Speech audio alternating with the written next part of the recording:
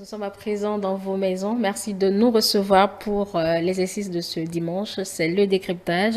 Notre invité de tous les dimanches, vous le connaissez. Bonsoir à vous, capitaine Napoléon Mafoureka. Bonsoir Angèle, bonsoir à tous les téléspectateurs qui nous suivent sur les différentes plateformes digitales et sur le canal ordinaire, la télévision classique.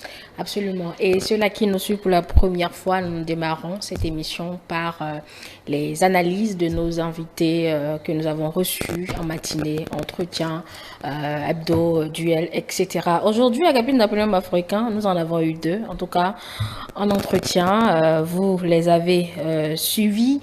Alors, voici moi ma première question. Je ne veux pas vous interroger sur vos impressions.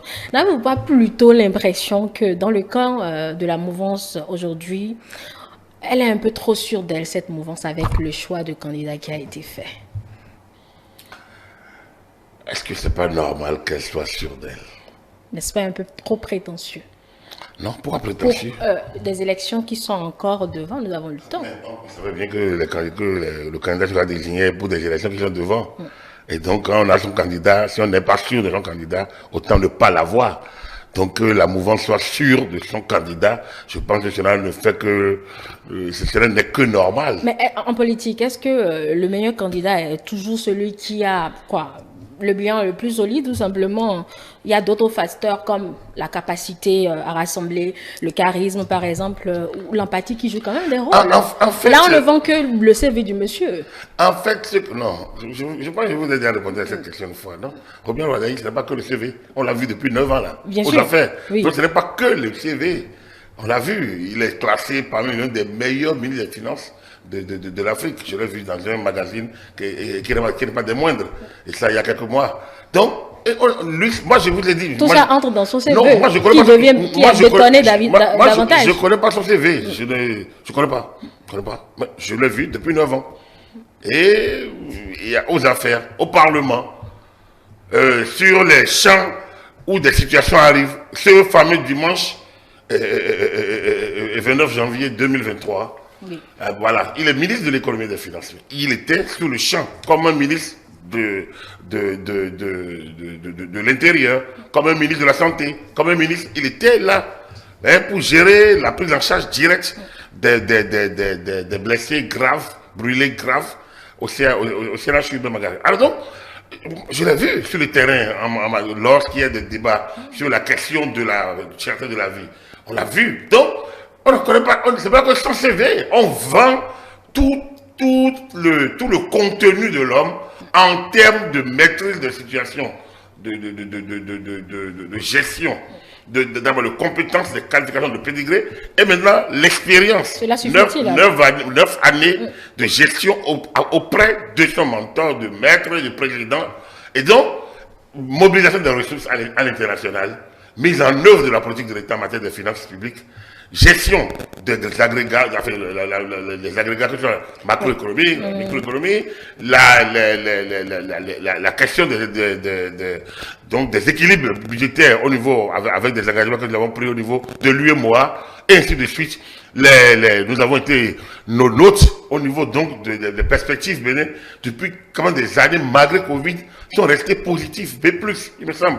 Il me semble qu'il y a un an, on a avancé un peu plus. Alors, tout ça, c'est quand même l'œuvre d'un homme. D'accord. Donc, on ne peut pas me dire qu'on ne connaît que son CV. Bon. On l'a vu à l'expérience. Et puis, il y a encore une litanie sur... Il n'est pas politique. Mais celui qui gère la politique de l'État est un politique. Non, il n'est pas politique. Bon, d'accord. Personne n'est politique. Vous pouvez répondre à ce qui et on n'a pas une école, et personne n'est politique. Et je regarde notre classe politique depuis 60, 65 ans. Je ne vois personne qui a fait sciences politiques qui soit là. Personne. C'est à l'œuvre qu'ils sont politiques. Donc quand j'entends, il n'est pas politique, oui. C'est pas un acteur, c'est pas un permanent de la politique. Donc on peut le dire. Encore que, je demande ceux-là, qu'est-ce qu'ils ont à vendre réellement? J'ai vu Nickel Fayon ce matin. Oui. Mais Nickel Fayon est un financier international, il me semble. Il a fait la BOAD. Il a dirigé la SODAPRA. Donc, il a un contenu en termes de technicité. On a vu M. Biokou. Mais M. Biokou, il est gestionnaire d'entreprise. Il a entreprise dans ce pays. Donc, c'est un homme d'affaires, c'est un gestionnaire d'entreprise. Je ne sais pas s'il a d'autres qualifications, mais il a géré. Donc, chacun a une posture de départ. À qui attendez? Akhenaton a été ministre, mais avant, il est chef d'établissement. Il est dans le monde de l'enseignement, et ainsi de suite. Aujourd'hui, il est président de groupe parlementaire. On va dire, lui, il est politique. Mais est-ce qu'il a fait... Donc, ils n'ont pas fait d'école, mais ils sont dans l'action politique aujourd'hui. M. Ouadaï a, depuis 9 ans, il est le ministre des ministres. C'est-à-dire le ministre des Finances, c'est un peu ça. Le ministre des Finances, c'est le supra-ministre dans toute politique. C'est lui qui gère les équilibres au niveau des autres ministères, les affectations. Donc il est un peu plus, un cran au-dessus des autres.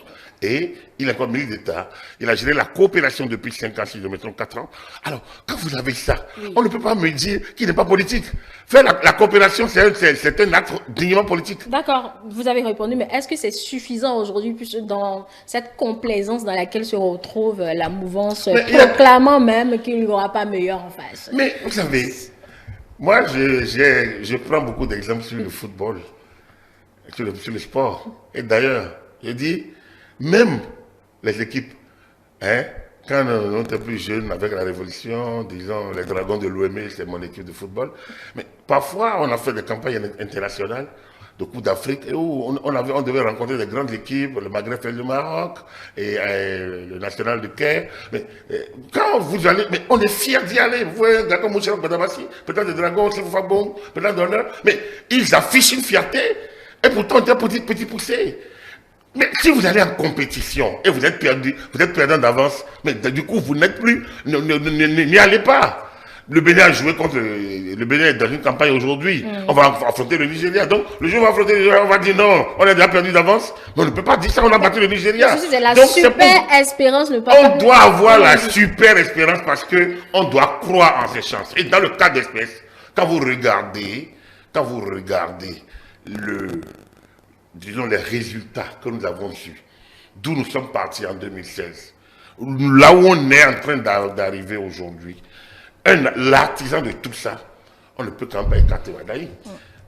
Ils sont nombreux, que ce soit les politiques, parce que c'est eux qui répondent au Parlement, mais il y a les membres du gouvernement qui exécutent, et il y a le chef d'orchestre, qui est le président de la République.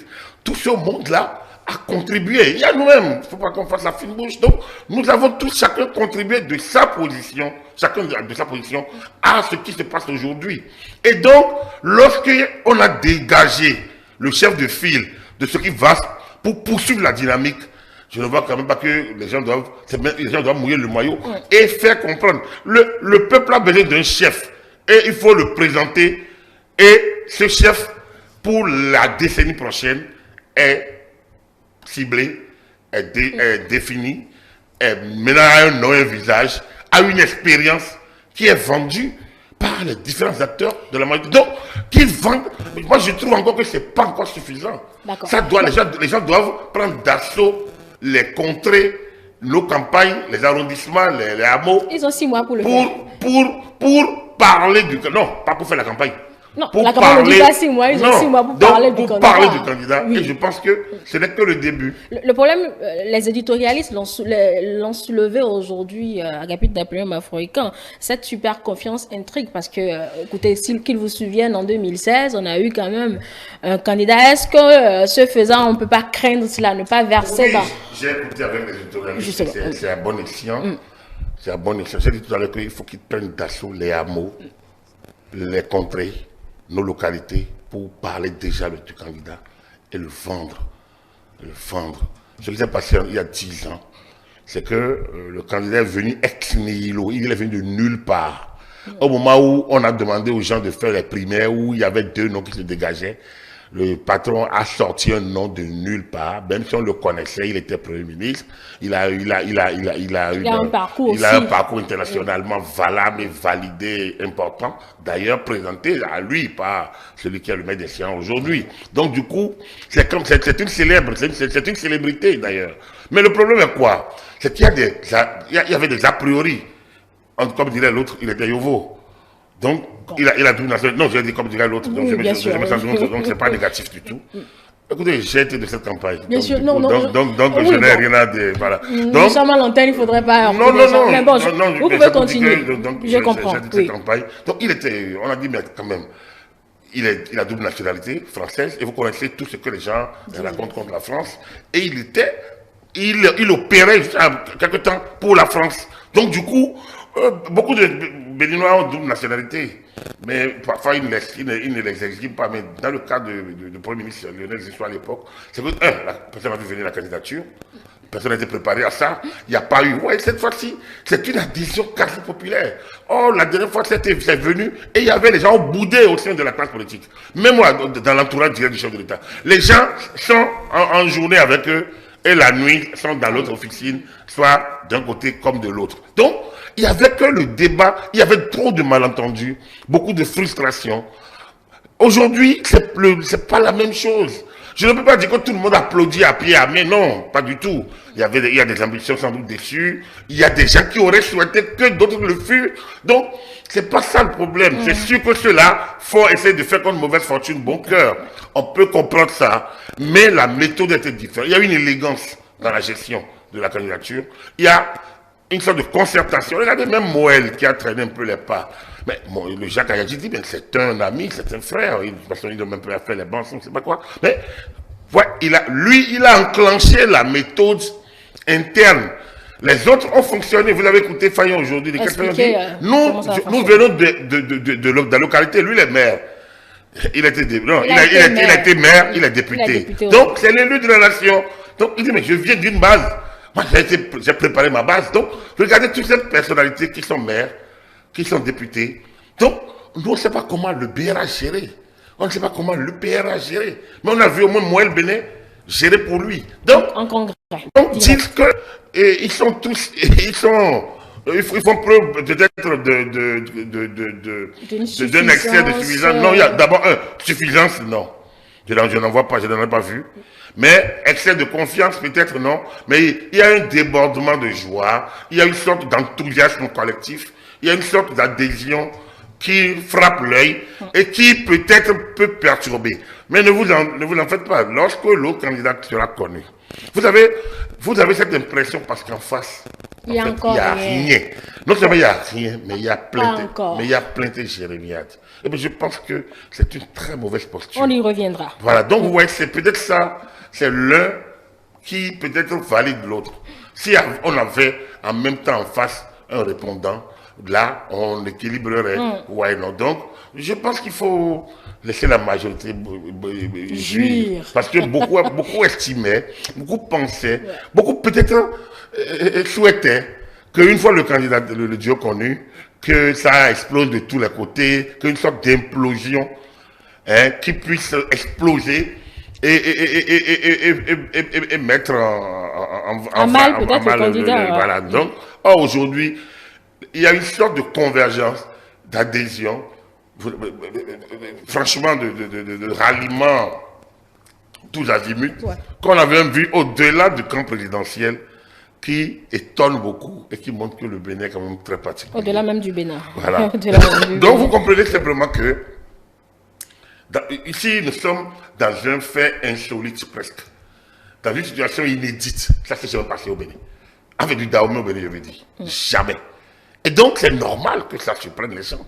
C'est du jamais vu qu'un président en fin de mandat adoube, grâce aux forces politiques le soutenant, adoube un candidat que tout le monde accepte et qui est récupéré en même temps par tous les partis. Aujourd'hui, d'ailleurs, le candidat de Moël Béné. Moi, dit, nous adhérons très tôt, Renaissance nationale, s'est approprié, malgré que les concertations aient été faites par les autres, mais Renaissance, très tôt, c'est approprié cette candidature.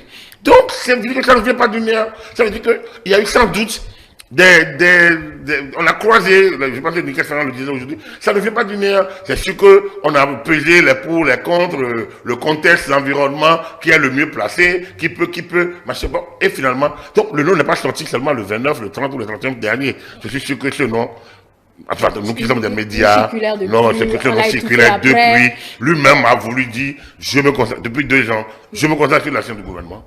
Et donc, du coup, nous savons qu'il était tout au moins quand c'est un trio, il doit être dedans. Quand c'est un duo, il était dedans. est-ce qu'il fallait trouver un? C'est vrai que ça faisait peut-être un ballottage avec le président du parti, le dominant, qui est le parti donc le seul qui pouvait challenger Ouaddaï, c'était Joseph Diobrino.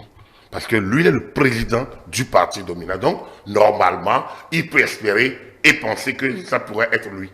Donc, alors, si les échanges au sein même du parti ont fini par adhérer, choisir, se rallier, tout ce que nous voulons, mais ça veut dire que le parti a mis les intérêts supérieurs de la nation au-dessus des intérêts. Et l'attitude du professeur Diobrino est franchement exemplaire. Et c'est cela qui dénote plutôt l'adhésion réelle. Parce que dès le lendemain, quand il dit Romuald Ouaddaï est le candidat de l'Union progressiste de renouveau, Romuald Ouaddaï est mon candidat. Tous ceux qui espéraient que Joseph Diobrino puisse être, ou soit le candidat, se sont dit, bon, si le chef même dit c'est mon candidat, donc c'est notre candidat. Et beaucoup au sein de l'UPA ont adhéré comme ça. Le maire de Cotonou, on a cité son nom, et il a enclenché dans le même sens aussi. Peut-être qu'il y en a eu d'autres aussi, on ne sait pas. Alors, au niveau du BR, voilà, celui qui était un peu connu comme Pelé Galeux, qui allait vite en besoin, peut-être, bon, on l'a rallié. Ça veut dire qu'il n'y a pas de suffisance, il y a plutôt une union sacrée et conduite par le président Abdoulaye Tchane, le ministre d'État. Donc, au niveau du BR, qu'on doit à quoi? Au leadership de Patrice Talon ou à ses réformes? Cette union sacrée-là? Non, je pense que c'est au leadership de Patrice Talon de réunir la classe politique. Vous savez, on dit toujours qu'en matière de changement, la meilleure chose à faire, c'est de créer la coalition. C'est la première initiative importante, la première phase, quand vous voulez conduire au processus de changement, c'est de créer la coalition du changement. Et donc, ce que le président Talon a fait, quand il a échoué à la révision de la Constitution de 2017, il a compris qu'il faut un plan B. Il y a eu le bloc de la majorité présidentielle. Et depuis lors, il a conduit ces réformes. Il a conduit le travail politique avec la fusion, la création de ces deux partis. Et l'opposition aurait dû suivre qu'on serait dans une phase vraiment de douce révolution, sans bruit, Bon, on a eu quelques situations compliquées parce que tout le monde n'a pas compris et suivi le mouvement. Mais aujourd'hui, tout le monde jouit de la situation. Tout le monde jouit de la situation. Et donc, le leadership de Patrice Talon est incommensurable dans ce cas. Mais il faut saluer également l'adhésion des politiques. Je pense qu'il y a eu une sorte d'ancrage, il y a une sorte d'attelage aujourd'hui qui discipline les uns et les autres. Ça n'aurait pas pu l'être sans l'adhésion des politiques. Et je pense que c'est tout à l'honneur de professeur Diobrino et de la haute direction de son parti, tous les grades de la direction nationale, en tout cas son équipe, et de l'autre côté, du ministre Abdoulaye Tchane, qui aussi avait maestria, malgré tout ce que les gens essayent de conduire. C'est pas facile de diriger ces groupes-là. Donc c'est important de montrer quand même que ce n'était pas si évident. Donc ce qui surprend, c'est parce que ce n'était tellement pas si évident que les gens s'étonnent et disent, mais est-ce que ce n'est pas une union de façade? Non. Les gens, c'est tellement font qu'on de mauvaise fortune. Bon, quand je l'ai répété, c'est sûr, mais c'est l'attelage qui a été mis en place qui oblige aujourd'hui à rester discipliné, enraciné derrière le candidat. Et ça, c'est à l'honneur de tous. Une cohésion de l'heure. On ne sait pas ce que l'avenir nous réserve concernant justement cette candidature. Nous sommes aujourd'hui. D'accord. Allez, est-ce que justement, Agapit Napoléon Mafoy, quand on a fini de parler de l'euphorie, en tout cas autour de cette candidature, est-ce que Romuald Ouaddaï ne porte pas un peu les inconvénients des avantages de sa candidature, puisqu'il va défendre un bilan, le bilan de Patrice Talon, ce qui veut dire le bilan de celui qui a cassé, celui qui a fait ci et ça, etc. Vous connaissez mieux ce chapelet que, en tout cas, cette frange de l'opposition présente. Quelqu'un l'a dit aujourd'hui, et je récupère ça, c'est mon intime conviction. Une poignée d'intellectuels ou de lettrés des grandes villes peut le dire, la grande masse et la population ont un avis contraire. On ne les a pas encore sondés à ce que je ça, sache. Ça dépend de ce que vous appelez sonder. Mais nous qui sommes dans le pays, je ne pense pas. Et on ne fait pas d'omelette sans casser des yeux, mais il y a eu plus. Je pense que les gens savourent le goût de l'omelette. Le goût de l'omelette dépasse. Non, on va le manger s'il y a le goût de l'omelette dépasse le goût de l'omelette dépasse largement. Tellement fait oublier. Beaucoup essayent, bon, j'aime pas trop, mais beaucoup essayent de prendre un peu l'enfantement aussi. On dit, mais dès les premiers cris du bébé, la femme oublie les douleurs de l'enfantement. Voilà, donc c'est un peu, je peux utiliser aussi cette expression-là. Ça dit que le processus a dû être très douloureux, mais dès que le bébé pose son premier cri, elle se dit, mais tiens, j'ai gagné quand même un être, et c'est moi qui l'ai porté. Je pense que le travail que Patrice Talon a commencé, avec l'adhésion des forces politiques, et qui se passe aujourd'hui, je ne pense pas qu'il y ait un Béninois qui ait envie qu'on retourne en arrière. Moi, j'ai écouté l'opposition, mais quand j'ai écouté l'opposition avec celle qui est fière de garder ses 28 parrainages, a oublié que Patrice Talon va dire ça à Guy Mitton, on parlait il y a quelques semaines, en disant, mais si vous avez pu garder vos députés là, et voilà, c'est parce qu'il y a eu la réforme des sympathisants. Mais justement, mais sans le vouloir, malgré toute leur situation, mais ils valident. Mais ils valident aujourd'hui la réforme des sympathisants. Bon, c'est une loi d'État, donc. Bon, ils n'ont pas dit tout le temps, ils n'ont pas dit tout le temps à Maugré. Oui, enfin, donc, ils n'ont pas dit tout le temps à dire tout le temps. Mais là, ils valident la chose. Ils profitent aujourd'hui de ça. Parce que, parmi ces 28 là, même si l'un d'eux dit, on dit, bon, on veut les âges, on va revenir ça. Mais si l'un d'eux s'en va aujourd'hui, c'est pas pour donner son parrainage à un autre candidat. Il ne peut pas donner son parrainage à personne si le parti ne valide. Mais c'est quand même ça. Il faut discipliner. Les lois doivent répondre à l'environnement et à la psychologie, à l'histoire, à la sociologie. Une loi, c'est ça. Ça réglemente des habitudes. Ça crée des situations. Et donc, ça gère des cas. Donc, la loi doit comprendre pour qui elle est faite. On dit la meilleure constitution, pour quel peuple et à quelle période. Donc, la loi, c'est la même chose. Et aujourd'hui, nous profitons de la réforme des partisans, nous profitons du nouveau code électoral, nous profitons de tout ça que j'ai vu le pasteur à l'Oppo, par exemple, parmi les confessions religieuses, et il disait, il dit bien, mais il y a quelques mois, ce monsieur disait que la loi était chrysogène. Mais il a fini par comprendre. Nous sommes aujourd'hui dans le processus, je ne vois pas encore le principe chrysogène. Et si les hommes ne créent pas des tensions inutiles, il n'y aura pas de crise parce que tout est clair aujourd'hui. Le Parti des démocrates suit son processus, a organisé à sa manière, la façon d'aller recueillir les parrainages, elle les a remis au chef. Vous pensez que ça aurait été aussi facile s'il n'y avait pas cette réforme et ce code? Donc, tout est en place. Tout est perfectible. Il ne faut pas qu'on se leurre. On peut donc à tout moment. Mais dire que le ministre d'État, candidat de la majorité présidentielle et de toutes les autres forces, traîne d'État, non. Pour moi, c'est plutôt un atout pour lui de porter le bilan de Patrice Talon. Parce que c'est un bilan élogieux, c'est un bilan que toute personne lucide doit apprécier.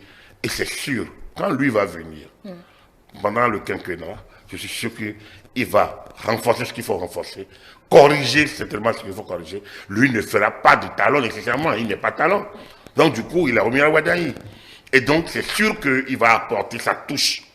Et ce qui a été fait aujourd'hui et qui peut être amélioré, va sans doute l'être, renforcé va sans doute l'être, consolidé va sans doute l'être, sécurisé va sans doute l'être. Mais envisager de nouveaux trucs.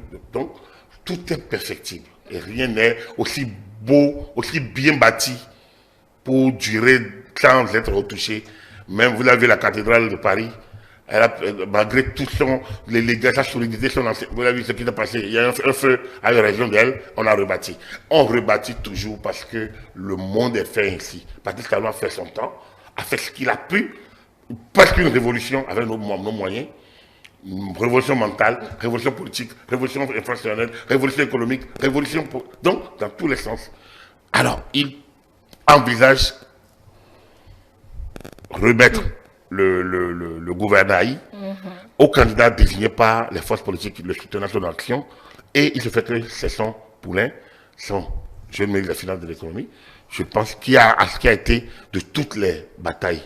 Pour moi, oui, c'est un atout. Là où il y a failli, il aura l'occasion d'expliquer. Là où on va dire, vous l'avez cassé ceci, bon, il va expliquer pourquoi on ne fait pas d'omelette. Ça me des œufs, c'est sûr. Donc, et c'est peut-être là où il doit apprendre à aller sur le terrain. Vous pensez qu'il ne faut pas sur le terrain, vous ne savez pas ce qu'il fait le week-end. C'est vrai que quand c'est un ministre en 2 avions, Justement, non. Mais vous ne savez pas ce qu'il fait, vous savez pas ce qu'il fait le week-end. Et il me semble que je l'ai déjà vu sur le terrain 1, 2, 3 fois, dans des situations. Ouais, beaucoup se méprennent sur la personnalité. Je suis pas proche non plus. Mais en tant qu'analyste, en tant que c'est pas ce que les gens pensent. C'est un homme du terrain. C'est un homme du terrain. C'est pas un petit aristocrate enfermé dans un château à qui on a remis biberon du matin au soir. On donne le caviar et du champagne. Ah non, ben non, non, c'est pas ça du tout. Dans une interview, il disait avoir un diplôme, j'oublie le métier là, élevage de lapins, qu'il disait. Voilà, donc vous comprenez que c'est un homme du terrain. Je pense qu'il a fait la maçonnerie aussi. Hein. Ouais, non, de toute façon, c'est un homme du terrain. C'est un homme du terrain. Et moi, comme je l'ai dit, moi, honnêtement, j'ai été sidéré cette nuit du 29 janvier 2023 parce qu'il est frappé par le drame. Et même, il me semble que lorsqu'il y a eu la situation à se craquer avec le carburant, il était aussi là. Il est présent quand il le faut. Parce que c'est pas un type de média non plus. C'est pas quelqu'un qui aide beaucoup plus. Parce que, regardez, quel ministre vous voyez au gouvernement qui passe son temps dans les médias. Chacun est à sa place. Les ministres sont focus sur le travail du gouvernement. Les politiques font le relais. On importe par du gouvernement qui lui fait le job. Et ainsi de suite. Je pense que c'est un attelage globalement respectable. Qui fonctionne et qui fonctionne depuis 10 ans. Comme je le dis, toute œuvre humaine est perfectible, c'est sûr. C'est sûr. Mais ce que nous avons vu cette décennie, c'est quand même assez extraordinaire. Et il est important de garder l'ossature. Et c'est ça que beaucoup essayent de faire. Je pense que c'est un atout pour Oumiadoua Wadaï, mieux qu'un. Et c'est là qui fait que vous avez écouté Bioko aujourd'hui. Vous avez écouté. Lui, il était complètement dans les stages. Regardez les deux, dans 2 parties différentes, mais ils partageaient le même enthousiasme. C'est-à-dire que ça va au-delà d'un simple soutien. C'est une sorte de transe. Vous savez, presque quand ils en parlent, on a l'impression qu'ils entrent en transe. Parce que j'ai l'impression qu'ils croient fermement en cette candidature. Et s'ils croient en cette candidature, ce n'est pas une affaire d'individu. Ils croient plutôt au travail collectif fait. Et ils savent que Oumiadoua Wadaï portera, il est mandataire d'un projet qui n'est pas le sien, mais qui est le projet de tous ceux qui, autour du Patrice Talon, ont conduit le gouvernail depuis avril 2016. Et qui essaye peu ou plus de vaincre nos démons, parce qu'il y en a tellement, et d'aboutir à des résultats acceptables, en tout cas, et enviables pour tout. Aujourd'hui, vous rencontrez n'importe quel bédouin dehors, il vous dit, mais franchement, ce qui se passe au pays, ça sort de l'entendement. C'est pas faux, c'est pas faux. Mais nous, on est dans le pays et nous écoutons les différents sons de cloche, ça fait qu'on est obligé de mémoriser de temps à autre. Vous parlez de démons, il va falloir tenir pendant 7 mois, pression, etc. Et ça a commencé, vous avez suivi la critique du camp de l'opposition par la voix de M. Aizata. On lui demande également déjà de démissionner Agapit Napoléon Maforican, même si c'est pas, il n'est pas obligé de le faire. N'est-ce pas légitime qu'on lui demande cela? Non, nous avons des habitudes. Alors, ceux qui le demandent d'ailleurs sont mal placés pour le demander. Vous voyez, c'est ça le problème. Ouais, les procès, ce type de procès, et puis quand vous écoutez le doyen Aizata, vous comprenez que bon, lui n'avait pas grand-chose à dire. Donc du coup, mais il fallait quand même dire, puisque en tant qu'opposant, c'est normal. Vous voyez, tétanisé pendant 3 jours, et au 4 même, il fallait bien rebondir. Et ils ont essayé de rebondir vers la fin de la semaine. Est-ce qu'on peut tout leur reprocher ça? Il n'y a pas mieux pour eux de dire, donc on peut comprendre qu'ils aient tenté de dire.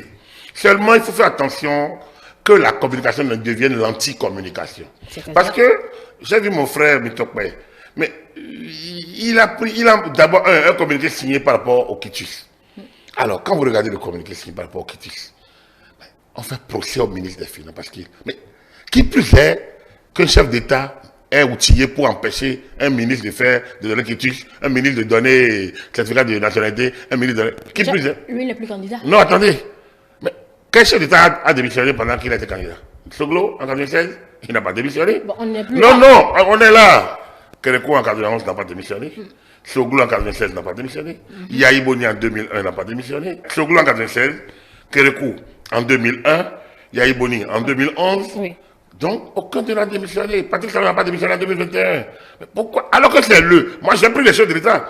On parle d'un ministre. Mais quel ministre à Boîte, il s'appelait Wadaï.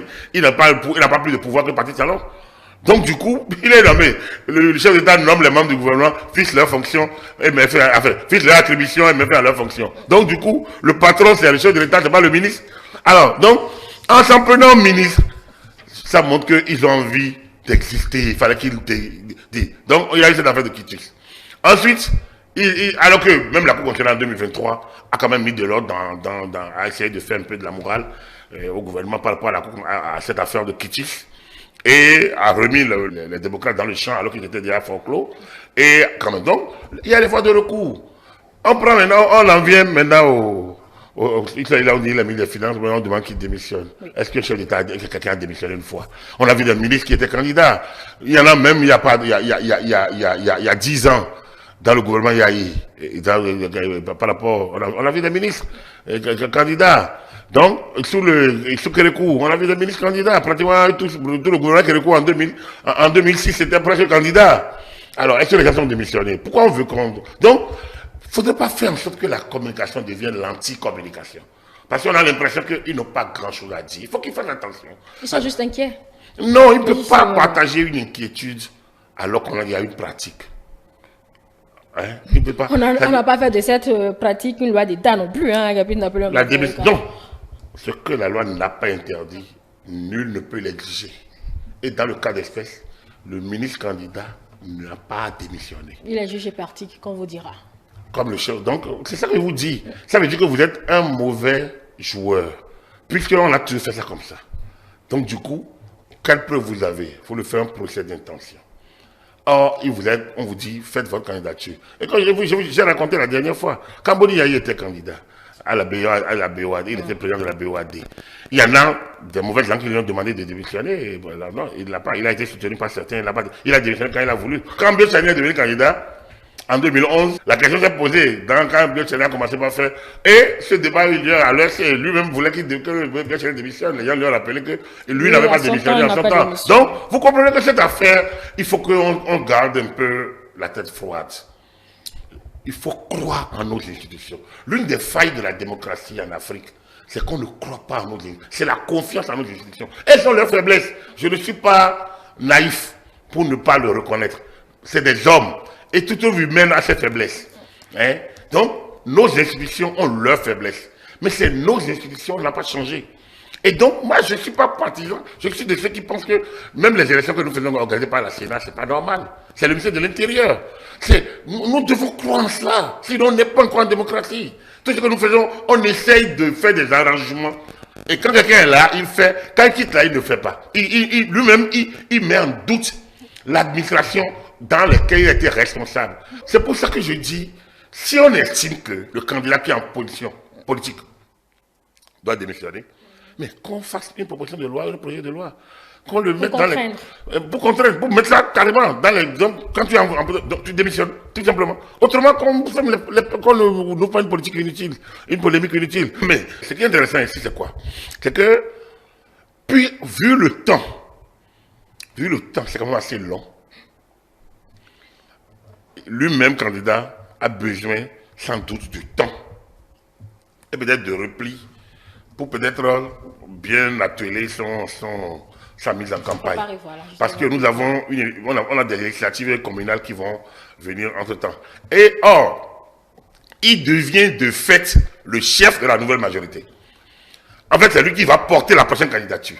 Dans l'élection générale, même l'élection des députés, on le verra. Parce que les députés de janvier 2026 seront les députés du quinquennat 26-31, dans lequel il espère avoir un président nommé Romuald Wadaï. Donc, c'est un ensemble cohérent et il devient le chef de cette équipe et de cette bataille, le chef de file, hein, le commandant en chef de la bataille qu'ils vont lancer pour 2026.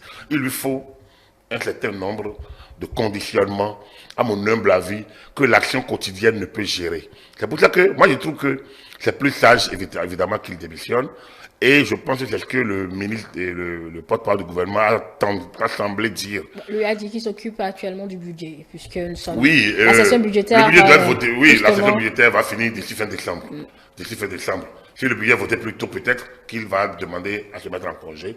Mais ce n'est pas à l'opposition de demander ça. Parce que, comme je l'ai dit, à moins qu'il y ait quelque chose de franc contre lui, autrement, on n'a jamais fait ça depuis la Constitution de 1990 qui n'a pas demandé. Personne ne l'a fait. Le demander montre qu'il y a une sorte de peur, panique. C'est comme si vous demandez à l'équipe en face que bon, ils sont trop puissants, que Mbappé est le grand joueur, donc il n'a qu'à quitter. Pour qu'on ait les forces égales.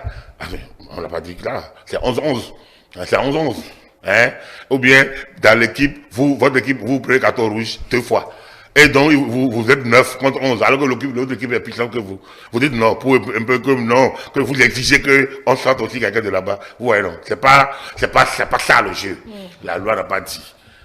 La décence ne l'a pas conduit personne encore à le faire jusqu'à présent. Et pourtant, on en a connu des cas. Cela dit, le contexte actuel peut-être le demander. Il appartient à l'intéressé et à toute l'équipe autour de lui de faire le pas. En tout cas, d'analyser.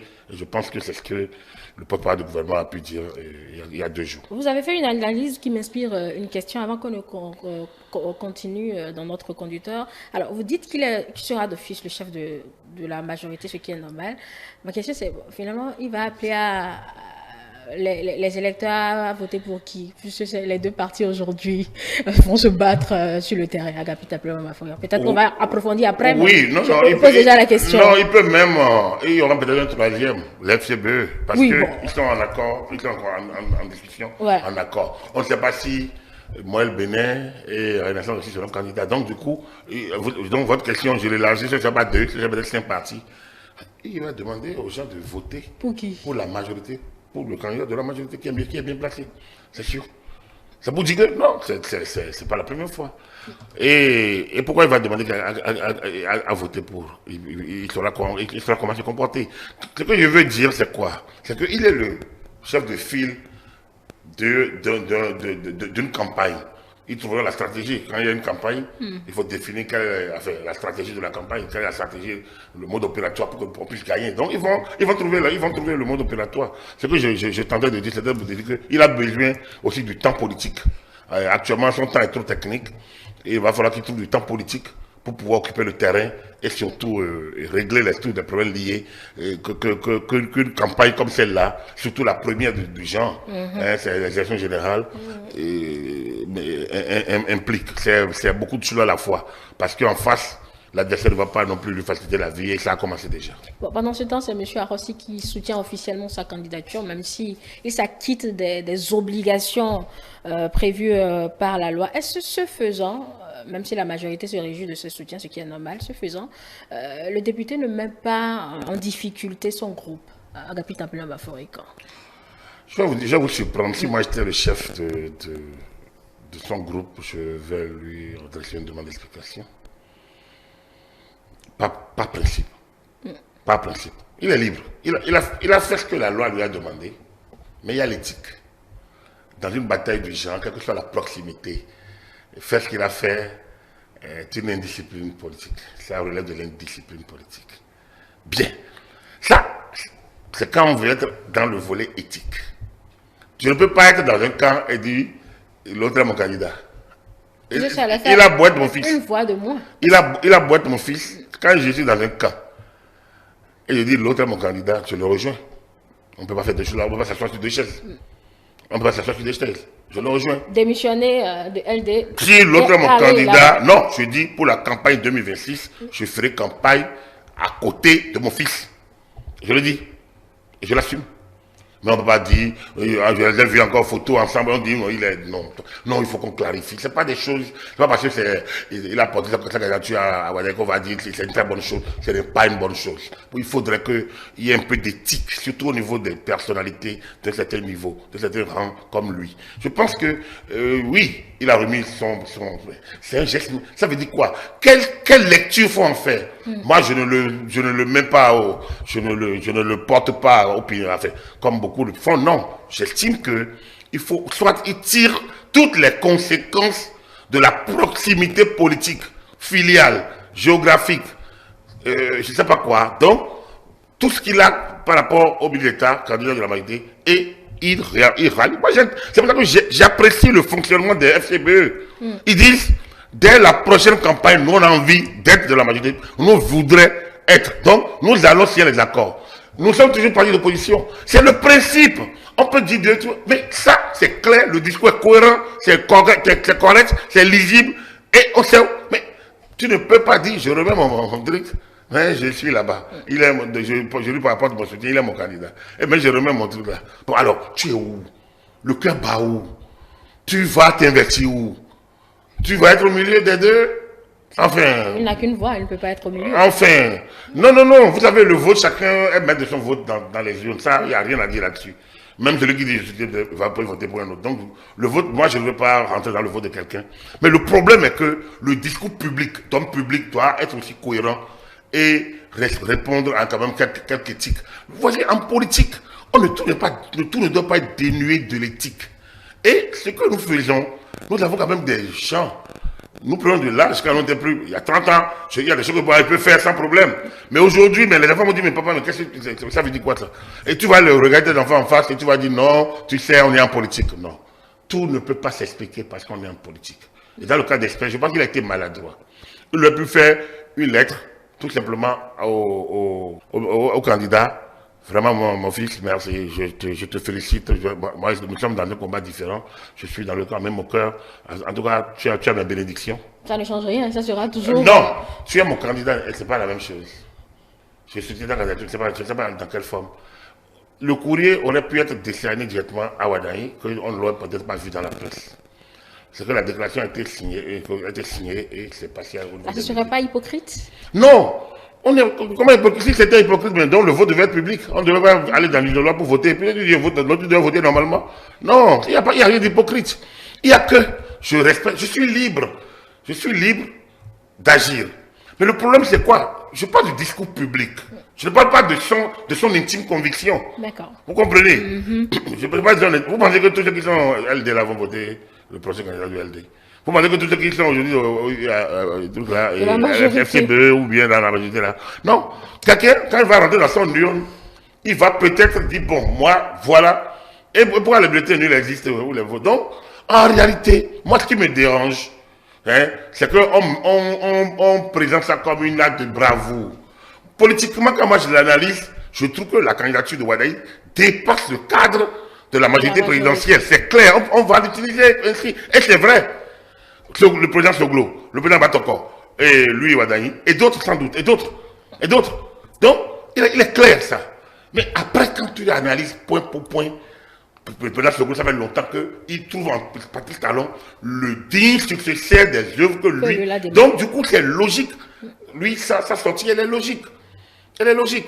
Ça ne l'empêche pas pendant de faire des pics, mais il est très lucide à 90, 92, 95. Il est plus lucide peut-être que des gens comme moi, comme nous, qui nous passons encore plus jeunes. Mais vous le sentez, il est cohérent dans ce qu'il fait. Donc, pour le président Soglo, il n'y a pas de souci. Le président Batoko, il sait là où il va. Quand il dit que la démocratie ne respire pas, il sait ce qu'il dit. On n'est pas d'accord avec lui. Parce que la respiration, chacun sait comment il respire. Et ça veut dire que si personne ne s'essouffle, ça veut dire qu'il tient le coup. Mais lui, il estime que, bon, ça ne déroule pas. Il trouve que celui qui est là, celui qu'on a désigné, peut faire ça. Donc, vous voyez, la personnalité du candidat, vous parliez tout à l'heure de Lionel Zinsou et des adhésions du PRD et de la RB il y a 10 ans. Oui, c'est ça. La personnalité du candidat peut amener à d'autres types de relations parce que je connais telle personne. Nous avons eu affaire une fois. Et n'oubliez pas, Roubia Wadahi est quand même créditeur. Il a un passé, il a une filiation qui lui apporte un crédit. C'est le regretté président Nestor Wadahi. Son papa, ancien directeur de cabinet de Bruno Amoussou et ministre d'État. En fait, il y a une sorte. Le Bénin n'est quand même pas si grand, donc les gens se connaissent. Et le feu Nestor Wadahi fait une personnalité respectable. Absolument. Donc, tout ça mis bout à bout peut On dit, mais c'est des enfants de bonne famille. Les Wadaï, c'est des enfants de bonne famille. Quelqu'un qui dit ça, par exemple. Quelqu'un qui dit ça, par exemple, ça mène à dire, celui-là, on a une proximité sentimentale, filiale, politique, régionale, religieuse. Donc, tout ça peut amener quelqu'un. Mais, pour moi, le cas de Arossi, il a déjà soutenu une fois le gouvernement. Justement, c'est pas la première, ouais. Là, c'est normal que sur des points donnés, il y a des petites divergences. Ici, nous sommes dans une campagne électorale avec un processus. Et moi, il est libre de prendre ses positions, mais il se pose un problème d'éthique. Et c'est de ça que je mange pas. N'est-ce pas aussi la preuve que malgré tout ce qu'on a eu à faire comme réforme, mais les acteurs trouveront le moyen d'exprimer leurs convictions et leurs intérêts. Vous n'avez pas qu'on parle d'échec de réforme, etc. Non, il n'y a pas d'échec. Voilà. En réalité, mais je vous ai dit, qu'on a fait l'attelage pour tenir compte de notre environnement. Où est-ce que vous voyez échec? Il n'y a échec nulle part. Il y a échec nulle part. Bien au contraire. Mais, je vous dis, quand j'ai vu mon frère Mithak Baïgi exhiber ces 28 comme des héros, je dis, mais c'est les héros de la réforme. De la réforme. Si héros il y a. Et donc, c'est la réforme qui est héros. Les héros, c'est ceux qui ont construit la réforme. Parce que, mais c'était un marchandage dans tous les camps. Les gens seraient allés vendre leur parrainage. Donc, c'est un succès. Tout le monde vous le dira. Mais des passéistes peuvent toujours continuer à être mal. Mais aujourd'hui, en expérimentant, et de plus en plus, quand on va avancer, il faut se rendre compte que c'est un succès. Parce que, regardez, en 2016, nous avions eu combien de candidatures? 43 ou 48. En 2016, 43 ou 48 candidatures. On va me dire, oui, mais bon, tout n'était pas sérieux, mais qui est là pour dire sérieux? Donc la Sénat va faire un bulletin avec 48 et photos, 48 vont passer sur les antennes de la télévision nationale. Non, c'est pas sérieux. Il y a 3 ans, il y a 4 ans, ils étaient 3. Ils étaient 3. On dépassera, cette année, on ne va pas plus de 3 ou 4. Maxi, 3, 4, 3. Donc, ça montre quand même, mais il faut qu'on soit sérieux. On est un petit pays, on est pauvre, on a d'autres problèmes de développement à gérer, et on passe tout le temps à parler politique avec tant de candidatures, on n'en a pas besoin. Yeah. Donc, la réforme a gagné. Nulle part dans le code de 2019, nulle part dans le code amendé, on a dit que le candidat doit être un banni du parti politique. Mais le candidat est porté par les politiques. Donc il ne peut rien faire sans les partis politiques. Le parrainage est porté par les politiques.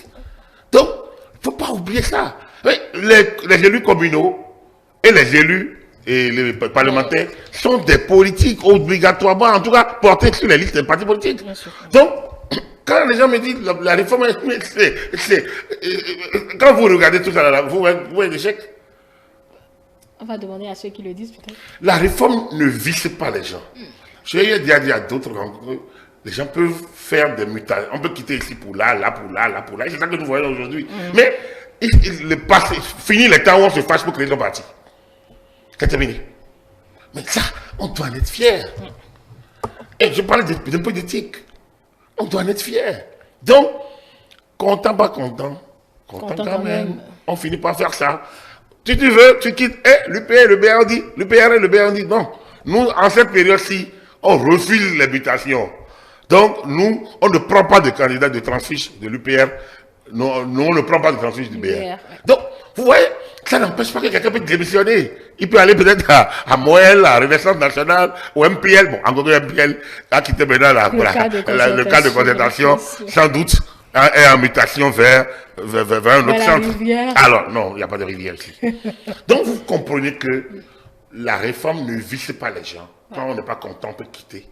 Mais ça n'est plus de se fâcher et de créer. On a la possibilité de créer, mais vous créez, il y a tellement de contraintes que vous êtes obligé de vous retrouver dans un autre centre.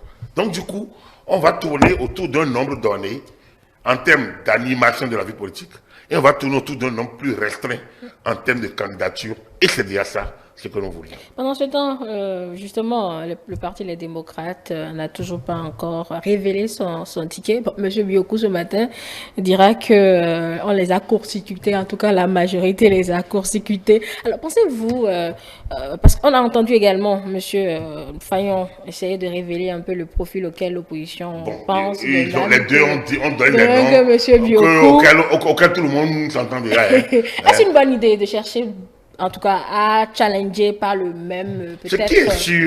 Ce qui est sûr, les théories qui voudraient que le candidat principal sorte du camp présidentiel, de la famille présidentielle. Les candidats principaux, donc. Que le candidat principal oui. sorte, que ce soit parmi l'affiliation Yahi, excusez-moi. Je pense que cette théorie va être déjà battue en brèche. Parmi les enfants Yahi, il n'y a qu'un seul qui peut le faire, un seul, qui a ce profil-là, qui peut peut-être se présenter devant l'électorat face à un candidat du genre. C'est le grand frère, Nasser. Alors, est-ce que lui, il est dans cette optique? Et est-ce que quand on va désigner le fils du président, est-ce que ça ne va pas donner? Donc, du coup, la logique intérieure proche du président de Yahi est déjà perturbée. Alors, si vous poussez dehors, on parle de Bios Saoui, qui a été directeur de cabinet, tout ça. Donc, son nom a déjà été circulé. Je dis, on parle d'eux. Oui, nous avons cité mon rôle, on peut spéculer. Absolument, Donc, on parle de Bios Saoui. Bios Saoui a été déjà, son nom a été cité il y a 10 ans. Son nom a été cité, son nom est souvent cité. C'est une personnalité connue, disons, un banquier aussi, il me semble, qui est assez actif au niveau à l'international.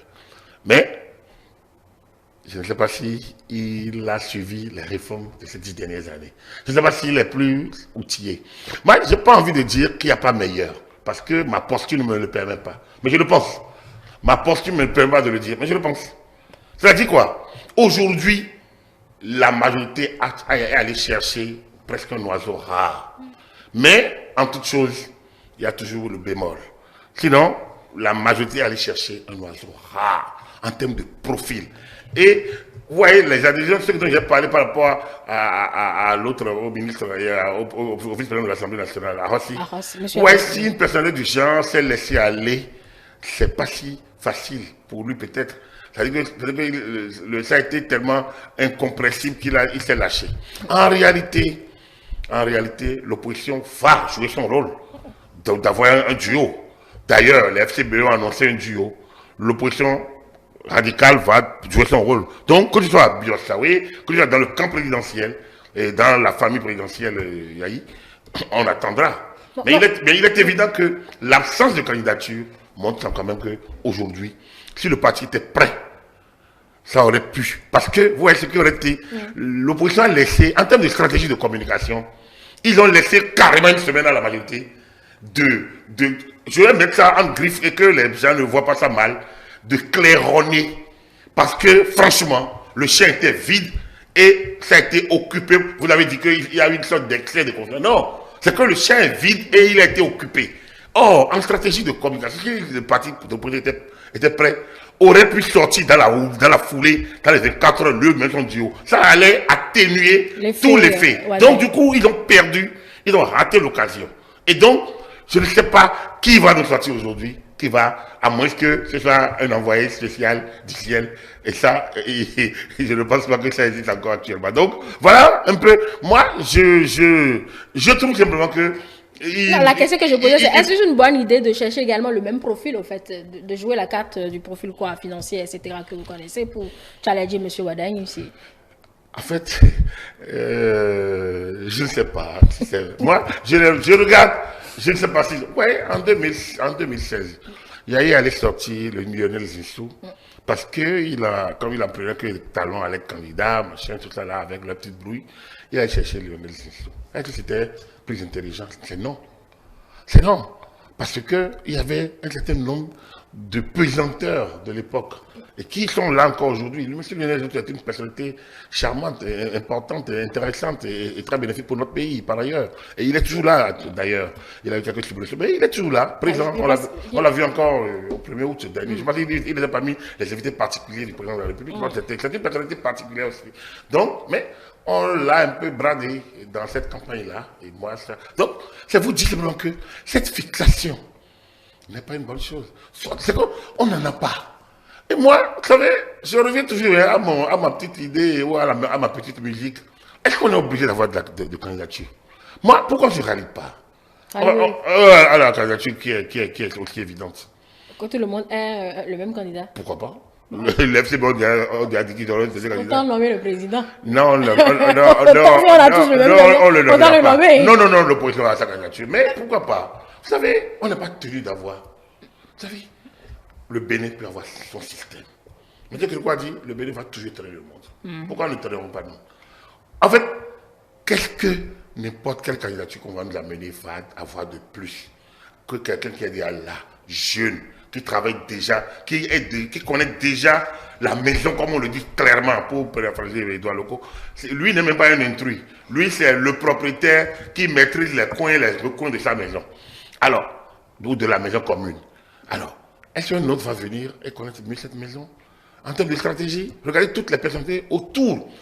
Tous les anciens, 80% des anciens autour de Yahi, en 2010, en 2006, 2011, 2016, oui, sont aujourd'hui dans l'UPBR ou FCBE. Quand vous regardez. Donc, aujourd'hui, les gens les démocrates, c'est beaucoup plus de jeunes. Hein, quand vous regardez ceux qui sont là aujourd'hui, il y a 20 ans, ils n'étaient pas encore dans l'action politique pour 90% parmi eux. Donc, quand vous faites le point, en réalité, on s'oppose à quoi face à Wadaï, ou on s'oppose à quelle méthode, à quelle personnalité, à quel programme, à quel projet. On ne connaît même pas encore le projet si ce n'est pas restaurer la démocratie, libérer les prisonniers politiques sikhs et faire entrer les exilés politiques sikhs. Alors, si ce n'est pas ça, il y a quoi de contenu? Donc, moi je pense qu'il y a des possibilités encore d'analyser. Et pourquoi pas d'aller dans une vision commune. S'il faut que peut-être quelqu'un prenne l'initiative, on n'a pas, je regrette qu'on n'a pas toujours de médiateur politique qui essaye de rallier la politique. Sinon, pourquoi pas? Pourquoi on est obligé d'avoir deux candidatures? Les gens se mettent en accord de coalition, comme le FCBE l'envisage. Donc, et au lieu qu'on ait même candidat, on reconnaît que l'autre, dans le cadre donc du programme d'urgence de développement, qu'on garde le candidat et puis bon, on avance. Bon, c'est vrai que je fais de la fiction. Oui, une grosse. Ah, oui, d'accord. Une bien grande. Mais vous verrez bien. On élit le dirigeant. Vous verrez bien que. Non! Il n'est pas dit que. Vous savez, le conclave qui nous semble le pape, vous pensez qu'il y a un candidature unique? Il passe, mais c'est un seul qui sort. C'est un autre système. Voilà, donc ça veut dire qu'il y a plusieurs systèmes, n'est-ce pas? Nous aussi, on peut expérimenter un système. Un autre aussi. Pas au coup du dans la même logique. C'est-à-dire qu'on peut dire ça, bien. C'est une affaire simplement. La même constitution va rester là, sans que personne ne la viole, et on peut faire. On appelle ça des arrangements institutionnels. Bien. Mais cela dit, qu'on ne le fasse pas, on va revenir au même centre. Il faut que l'opposition aille chercher la peine rare. On attend. Et quand la paix sera là, on va peut-être rééquilibrer. Oui. Pour moi, il leur faut tellement de travail. Et ils ont raté l'occasion de calmer les faits. Aujourd'hui, l'effet Wadaï, je pense que c'est comme un effet boomerang. C'est l'impression qu'il va aller en faisant les taches d'huile un peu partout. Donc, il va laisser son impact parce qu'on a déjà laissé le potentiel. C'est parti, et à mon humble avis. Et ça, c'est l'analyse qui parle, ce n'est pas nécessairement le soutien des réformes, c'est l'analyse qui parle. Quand vous regardez aujourd'hui, il est parti. C'est parti. Et donc, ça ne veut pas dire qu'on n'aura pas d'élection. Je veux qu'on me comprenne. On a dit qu'on va faire.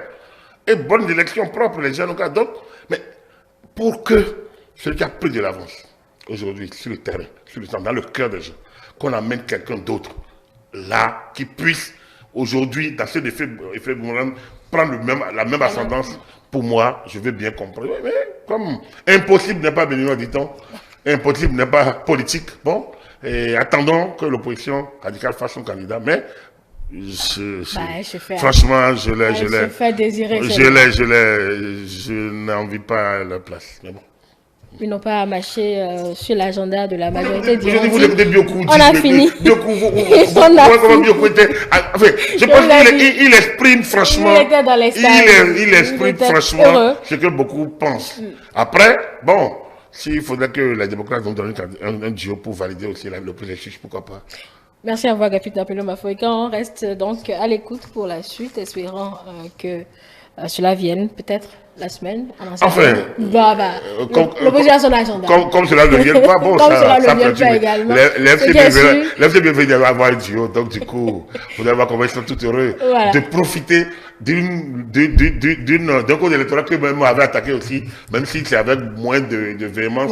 Mais du coup, avec ce code rallie aujourd'hui tout ce monde-là qui l'avait quand même totalement froissé avant même de le lire. Apparemment, à l'application, ils ont commencé par en trouver les vertus. C'est tant mieux. Allez, merci à vous, Agapit Napelo Mafoika. On se retrouve dimanche prochain pour un autre numéro du décryptage ou en semaine si l'actualité évolue. Ah oui, absolument. Ouais. Là, on est sur notre plateau. Nous sommes esclaves de l'actualité. Absolument. Et nous ferons de notre mieux. Merci à vous, mesdames et messieurs, de nous avoir suivis. Pour ceux-là qui nous ont pris au vol, ce décryptage est sur les plateformes numériques, notre chaîne YouTube ETélé Bénin. Téléchargez l'application ETélé Bénin pour nous suivre un peu plus facilement. Nos programmes se poursuivent. ETélé avec vous, pour vous. Très belle soirée.